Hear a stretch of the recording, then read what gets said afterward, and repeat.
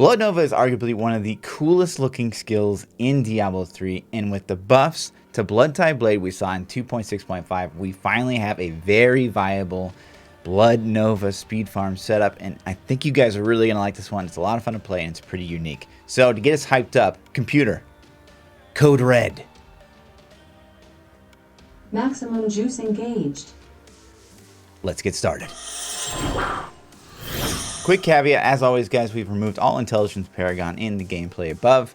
So before you make your post about 3k paragon, pump the brakes. And again, as a lot of you guys know, the next season is Season of LON, so we get the LON set, the Wailing Host, and Litany of Undaunted absolutely free, so we don't have to put those rings on, which opens up a lot of options for the Necro. As you guys know, a lot of good jewelry. Now, a couple of the biggest changes we saw in 2.6.5 were the changes to Blood Tide Blade and Iron Rose. Blood Tide Blade now does 300 to 400% increased Blood Nova damage for every enemy within 25 yards. So naturally, this thing is crazy powerful now. And Iron Rose attacking with Siphon Blood now has a 100% chance, up from 50% chance, to cast a free Blood Nova. Now, just to show you guys what that looks like, we're gonna tack something here, and actually, as you can see, the Blood Siphon actually procs the Blood Nova really fast. So overall, that's a really cool change. However, in all my testing, I couldn't really find great ways to make this viable.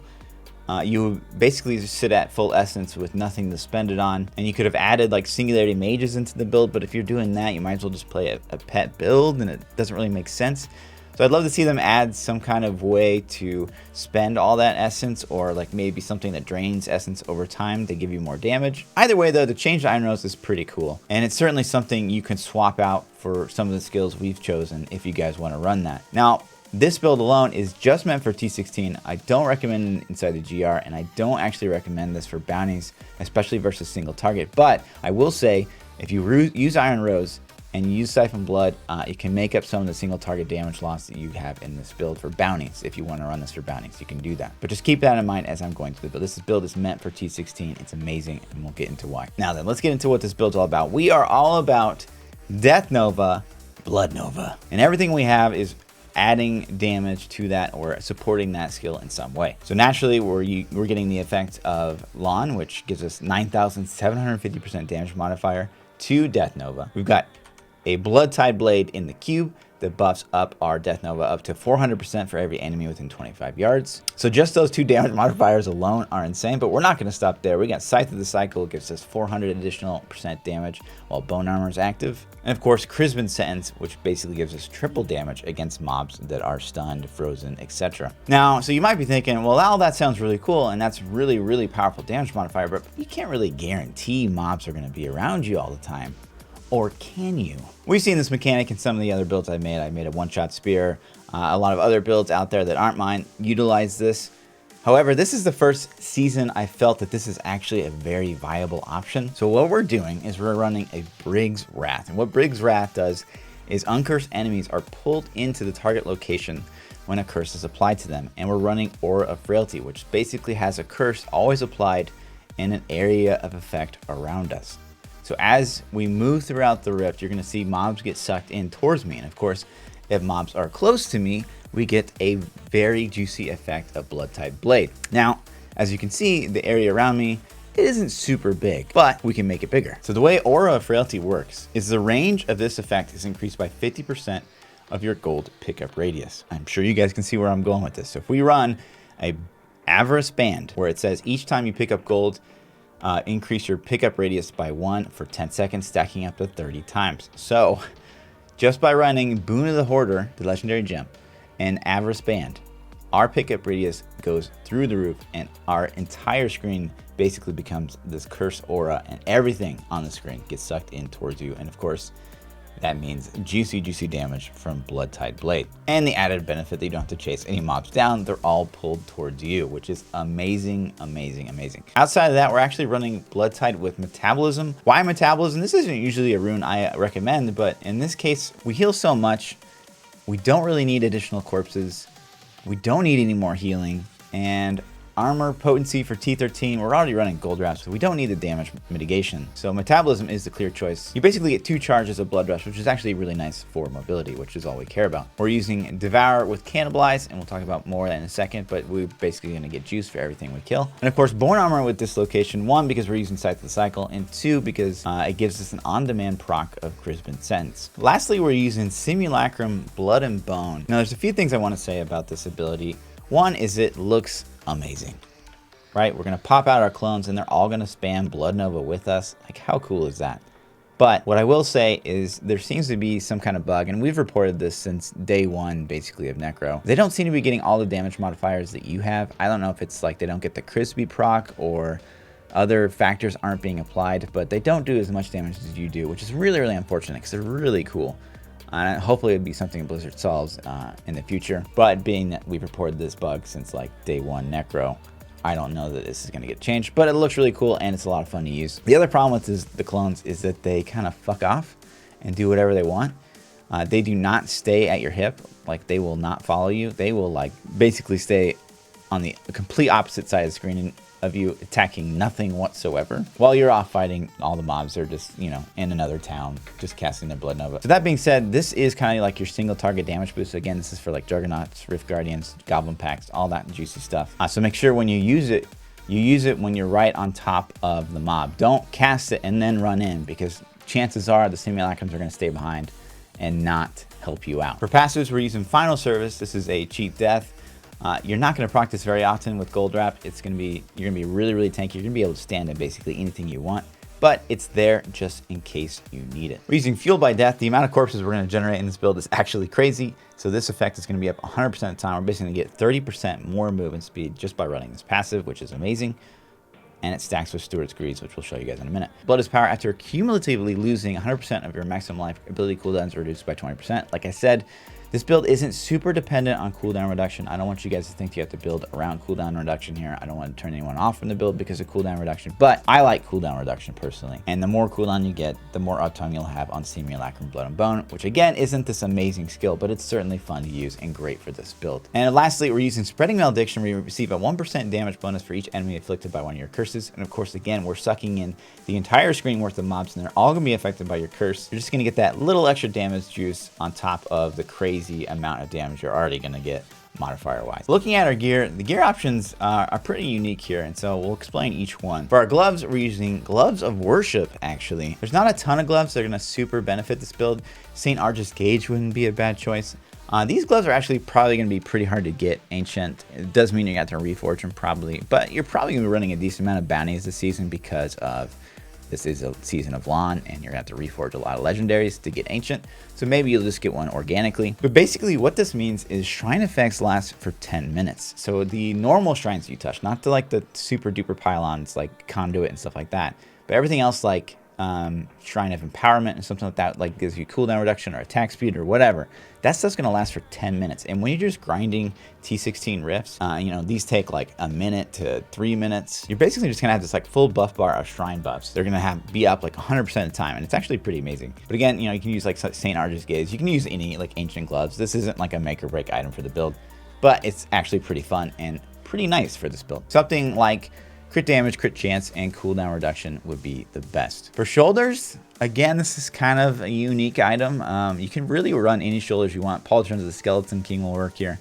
I like homing pads though, and I'll tell you why. Your town portal no longer gets uninterrupted while taking damage. So as you guys know, you'll be done with the wrist sometimes, and there's just like these annoying mobs that come from off screen. And especially in this build, you like suck in enemies on top of you. And sometimes you're just like, I just want to get my stuff and get the heck out of here. So what this allows you to do is just town portal immediately out. You kill the Rift Guardian, you pick up your keys, and you just town portal and get the heck out of there. You don't have to worry about mobs hitting you. This won't interrupt the town portal. It's actually really nice for a, you know, just normal Rift farming setup, which is exactly what this is. And as far as shoulders are concerned, cooldown reduction, int, bite, and life would be preferred. For the helmet, we're going to go with the old trusty Leorc's crown. Put a diamond in there and you get 25% cooldown reduction, which is really, really nice. And again, if you're like, you know what, I'm done with cooldown builds, you can run Andariel's Visage, get a little bit more physical damage, a little bit more attack speed if you want. But ideally, we're after int, crit chance, and death nova damage. you can get Death Nova damage on the helmet. For chest, Requiem Seraphlate, so good. So good in this build. Basically, every single time we devour, we get 100% more essence and life, and we're getting so many corpses in this build, it's insane. So we're going to be, the healing factor and the essence regen factor we get out of this build, and the value we get out of Requiem Seraphlate is really good. On that, we want Int, Bite, and Life. Built no-brainer. The amount of gold you're getting with Boon of the Hoarder and Avarice Band, Gold Wrap is an obvious choice. This lets you just stand in anything you want. You don't have to avoid anything. You don't have to avoid shit in this build. You basically get armor for 5 seconds equal to the amount of gold pick you up. And of course, T16 drops more gold, so the amount of gold you get is more. And the mitigation just flies. You get bazillion, trillion, gajillion damage mitigation because of the amount of armor you have. On that, I like Int, Bite, Life, and Armor. Pants, this is up to you guys. Again, a good pair of Swamplands is fine. Any pair of pants will do. But again, I like Hexing Pants of Mr. Yan. It's just more damage. This can get pretty tricky because you'll suck it on the mobs and maybe you'll get stuck on them, so you'll like have to stand still. You'll pretty much always one-shot anything that gets sucked into you. But this just means you're gonna have to stutter step. You can't ever stand still while you have Hexing Pants of Mr. Yan on. Just something to keep in mind. And I know it's annoying for some of you guys out there, but for me, it's a very easy way to get 25% damage bonus, so I like it. Boots, staple, Stewart's Greaves. You're gonna get 100% more movement speed after you cast Blood Rush, and we're all about moving throughout the rift as fast as we possibly can. On the boots, you would want Invite Armor and Death Nova damage, and then on the legs, Invite Armor sockets. Bracers, shock of all shocks here, guys. Nemesis. Do I ever make a build that doesn't have Nemesis bracers? Like, seriously, do I?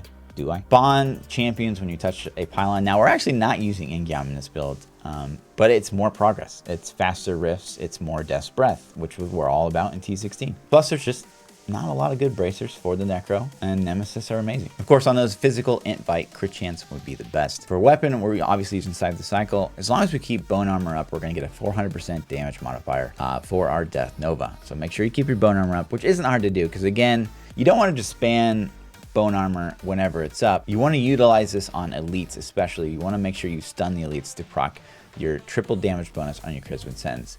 So be mindful of that. Don't just spam Bone Armor whenever it's up. When you see an elite pack or when you see a nice big juicy pack, hit that Bone Armor, make sure they're stunned, and then cast your Death Nova, get that crazy damage bonus. For the offhand, ideally you would want a really good Iron Rose, so that maybe if you're running bounties, maybe if you're just don't want to run Singularity Speed and bounties, you can swap out your Aura of Frailty for Siphon Blood, and that will give you some viable single target damage, because that's where this build really suffers. It's not a problem at all for T16.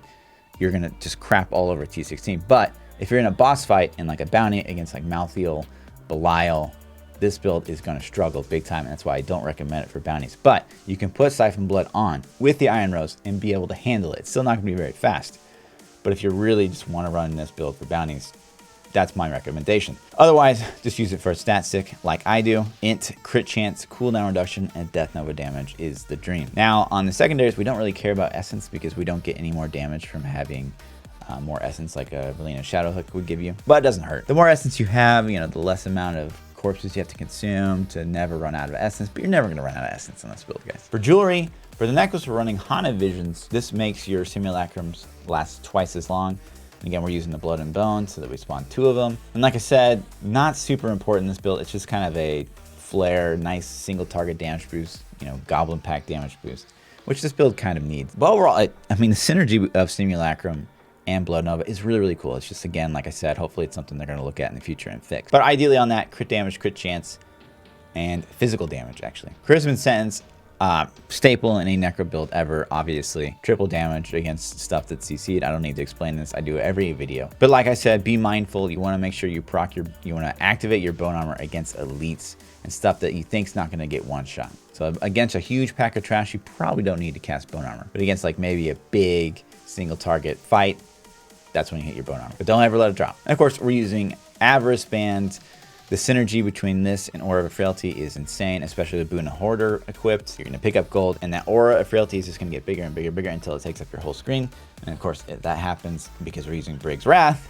Everything gets sucked in, and everything getting sucked in makes the Blood Tide Blade very happy. In the cube, we'd want a Brig's Wrath or, you know, some variation of one of these 3 good rings. In the cube for the weapon, you want the Blood Tide Blade. And then lastly, in the cube for the armor slot, we're going to use Strong Arm Bracers. And now you can either wear and cube Nemesis, whichever one you have a better version of.